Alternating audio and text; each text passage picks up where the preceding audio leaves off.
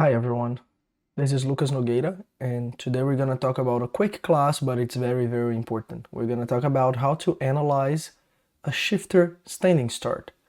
We all know that the shifter classes are growing a lot, new engines coming up, um, young drivers, which means that most of these people, they need to adapt to a standing start.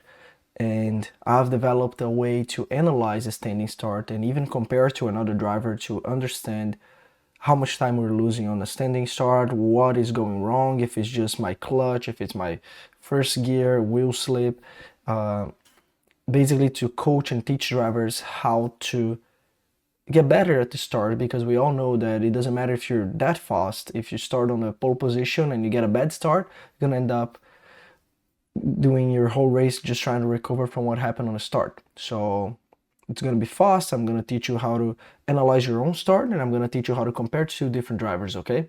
All right, so let's go.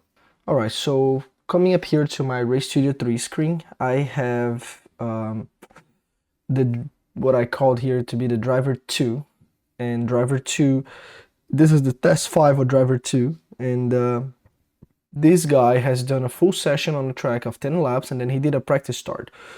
So going from the start, as soon as you open the data, you're gonna be sitting on this driver's best lap, right? By sitting on the best lap, you will see basically the normal graphs, the track here, and all you gotta do is go to the lap that he did his start, which will be his in lap. So on the in lap, you can see that he went to the other side of the track here. He stopped his kart and then he did the start. But if you see this, you see that it's very difficult to analyze the start the way it is now, because the x-axis it's on distance, which means we're not counting the time that the driver was just sitting there waiting to start. So you got to come up here to this little choose plot based time or distance, and you're going to switch this to time. Now you see that the driver was just sitting there revving up and down, and then he put first gear and then he started the kart. So I'm just going to zoom in into this thing real quick, and I'm going to tell you how to analyze this, okay? So what do we have here? Let me just click here and go up a little bit. Here speed is 0. The driver went to a start, to a stop, to wait for everybody to come by and then do his practice start, right? So basically he waited, and then I can tell here exactly how much time he waited before he put his first gear using the delta, okay? So the delta button here for this class will be our best friend, okay? So the driver stopped, he stayed there for about 4.5 seconds, and then he started his kart. It's very important to look at the RPM as well, so we can see how he was revving. So we can see revving 14.9, 15.2, and then letting down to 11. And then suddenly here, you see that he revs up, and now he's at 15.5, which means he's full throttle, clutch engaged in first gear, okay? You see when the RPM comes down, this is the driver trying to find the bite point. What happens is that he's full gas, and as soon as he releases the clutch a little bit, the clutch engages with the whole kart, and then it starts to try to move it, and that resistance makes our RPM go low. So I know that right here he found his bite point, but after finding the bite point, he went and pressed the clutch again to basically, like, I know where my bite point is, and then suddenly here he drops into a start, right? So what happened is that when he's dropping, his RPM is dropping all the way to 10.9, which is not bad, but also it's not perfect. We want the last drop of the RPM when the guy starts. And then we can see here that he's on the gas into right here, he shifts. So I know by this analysis, when he found the bite point, how long he stood on the bite point, which means, or take the delta from here to here, which is 1.5 seconds on the bite point. Finding the bite point, I mean, with the clutch engaged in first gear. And then I know how much RPM he dropped, and I know how much time he spent on the first gear, okay? So these are all important things when we are analyzing a driver's standing start. And the most important thing is to analyze the time that the driver took to ramp up his speed, right? And for this, we're gonna use another channel, because we all know that sometimes the driver can try to start a kart, and as he can actually like create slowly acceleration and not get a lot of speed just because it's wheel spinning or something. So to analyze the actual start of the driver, we're gonna put here an accelerometer. We have two options here. If you're using a Micron 6, you have the accelerometer Z, which you see that it pumps up as soon as the driver starts the kart. Or any other micro, you can use the GPS longitudinal acceleration. The accelerometer Z is slightly more accurate, but since we don't have it on all the microns, I'm just gonna show you how to do it with the longitudinal acceleration, okay? So as soon as you put the longitudinal acceleration, all you gotta do is like pair these two guys here on the screen. There you go. This looks really nice. And then I can just zoom in. And as soon as the acceleration goes up, that's when our start happened, okay? So all I gotta do is put my cursor here before these two horizontal lines go up. I just put my cursor here and then I click on the delta and I measure the time that my driver took from 0 to 100 kilometers per hour or from 0 to 60 kilometers per hour, depending on how long our straight is after the start. So let's measure here from 0 to 60 kilometers per hour. So as soon as you see 60 here, I think you guys can see it right here on the top, right? It's 58 and now I'm gonna go 59, 60.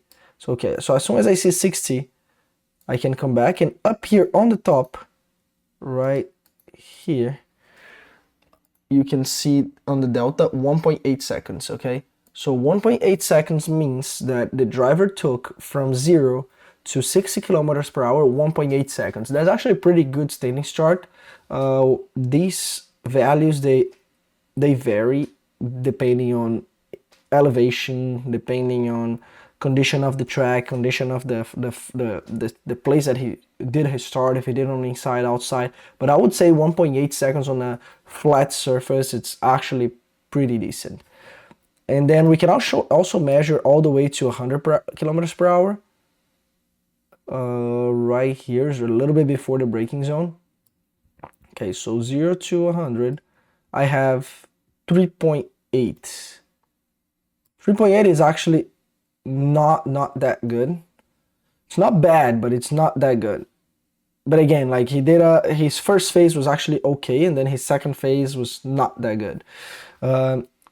So basically, what can we tell about this? I'm checking a driver speed when he's ramping up, how much time he took to get to 60 kilometers per hour. I'm checking how he's shifting. I can check all his shifts here. From first to second, he shifted at 14.5. Second to third, 14.6, 14.7 almost, and then 14.5 again. So his shifts were not bad. It's all about how much RPM he dropped here at the beginning. You see how his ramp took a little while to come up. So basically, that's like how I'm analyzing this driver start, okay? So by doing this, it's very important as well that we know where we're gonna start on the race. So practice your start on the same condition that you're gonna start on the race. By that I mean practice on the same straight, practice using the same gears. Let's say here on speed sports, okay? I'm starting the kart here. He goes all the way from second, third, fourth, and then he brakes, which means he used 4 gears, right? It's pointless for this driver to practice on the entry of the pit just using the first gear. Okay, he can feel the clutch, he can feel the bite point, but he's not practicing his whole start. The start is divided into phases. The first phase, it's from, you go from a standing start to a moving go-kart, which means from 0 to the first gear. Okay, so that's your first phase. And then from first gear to all the other gears, that's your second phase. So make sure you're practicing both phases, and both phases using the exactly amount of gears that you're gonna use on your race. Of course, if you start P30, you're gonna end up using maybe an extra gear than if you start P1. But make sure you practice, I mean, you know basically where you're gonna qualify when you are practicing during the week. You know if you're top 10, you know if you're top 5, you know if you're not into the top 20. So make sure you practice where you should practice, okay? That's gonna help you a lot during the race. Practice creates perfection, and training the way you should start, it's gonna help you during the start because you already have muscle memory, you already trained on that same spot. It's gonna help you, believe me. Okay, so that's how you analyze the start of one driver. Okay, so now we're gonna do a different exercise. We're gonna compare two different drivers. So driver number 2, it's a fast driver that just started shifter this year of 2026. So his starts were not that good. Maybe on a practice it's good, but then on a race it's not perfect. So I'm just gonna get a race start now from two different drivers, okay? So how do you analyze again two different drivers? I'm gonna go to time distance here, get a little bit more of the track. And then I go to laps and I find the lap that they did the start. So they go out lap, out of the pit. They do a full lap, weaving and everything. So I don't see any start here. And then on the second lap, there's where the start happened. See, the driver stopped here and then he did his start. So let's get driver 1 now, which is the second lap as well. You see that driver 1 starts a little bit further forward than the other driver just because he started in the front, right? So driver number 1, if I'm not mistaken, started P2 or P1, and driver number 2 started P5 or P6, okay? So remember, we are in distance axis. We're gonna go back to time. Okay, so now we have time axis, but these two guys are not aligned anymore. Okay, so what do? You're gonna press Control, and when you press Control, you can click here on the bottom on your axis, and then you can move the axis. See? So I'm gonna try to do like slightly align these two guys on the start, like this, and then I'm gonna zoom in. Okay. Another like important information you can get from this, it's how much the guys weaved, how much RPM they pulled, if they stayed, if they didn't stay. And then when I zoom in, here you can already tell, right? I just zoomed in, you can already tell which driver was better on his start. But let's do a full analysis on this, okay?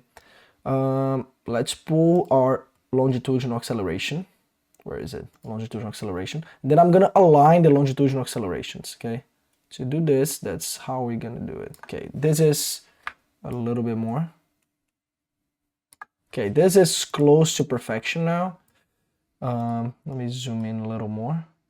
Yeah, that looks pretty good. I mean, oh, I lost my sync. There you go.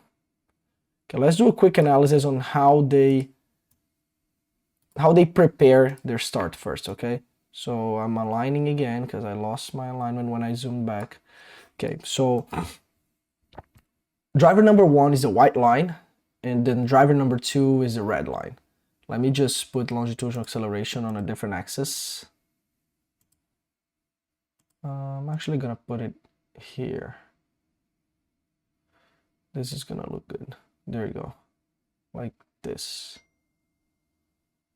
This is perfect. Okay, so we all can tell that driver number 1, the white line, had a better start, right? But here's the thing, why did he have a better start? Where did driver number 2 fail? Okay, differences on the first phase will be both drivers are standing. You see that driver number 1 is stood with his RPM like very steady at 14.7 when he's full gas, and then you see that when he actually started his kart, when the acceleration goes up, his RPM didn't drop that much, which causes him to just launch forward. Okay, he didn't have a big drop of RPM, he didn't lose acceleration. And you can tell this by the longitudinal acceleration value. You see that one driver up here on the top, you can tell one driver had a 1.04 longitudinal acceleration, the other one had 0.83.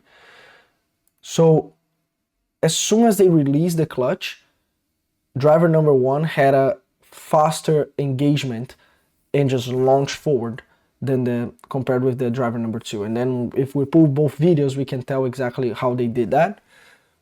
But it all comes with how he released the clutch, okay? So first phase, driver number 1 wins with clutch release, okay?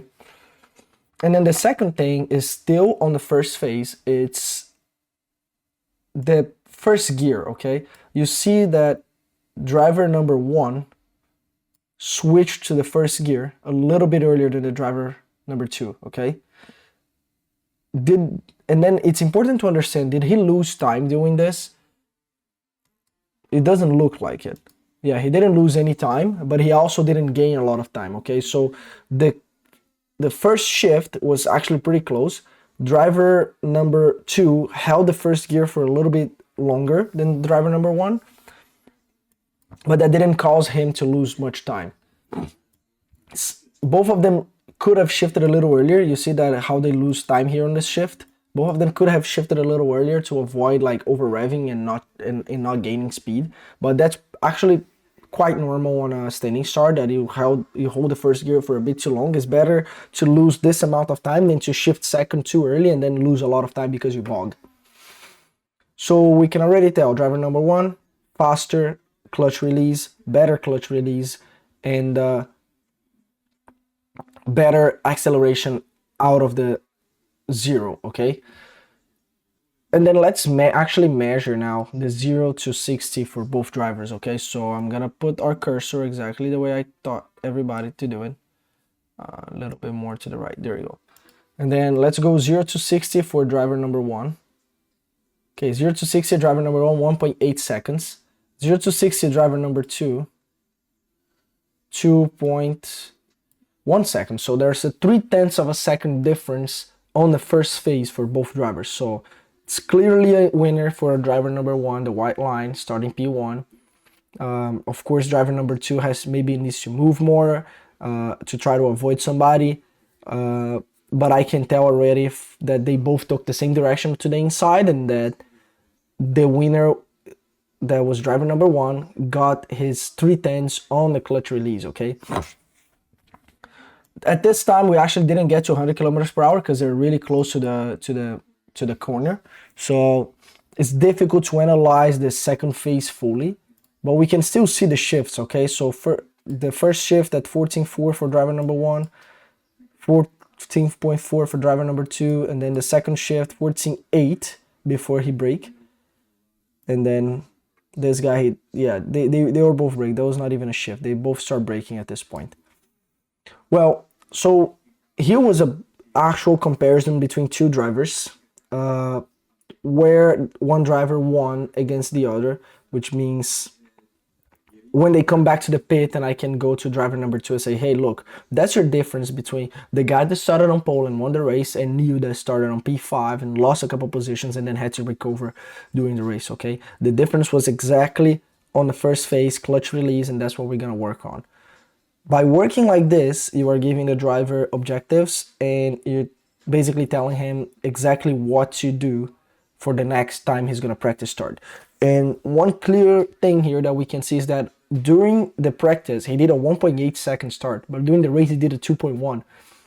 This happens, okay? Like, you have more pressure, it's a final race, it's normal for a new driver to make a mistake when he's doing a start on a race compared to what he does in a practice. But like I said, practice creates perfection, so as long as he knows where his mistakes are happening, he's able to correct them and practice for the next race, okay?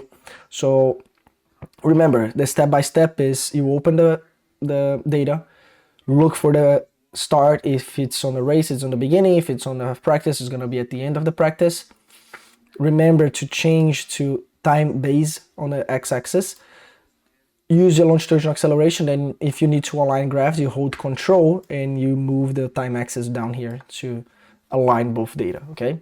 That's it. I hope you guys liked it, and if you have any questions, feel free to ask me.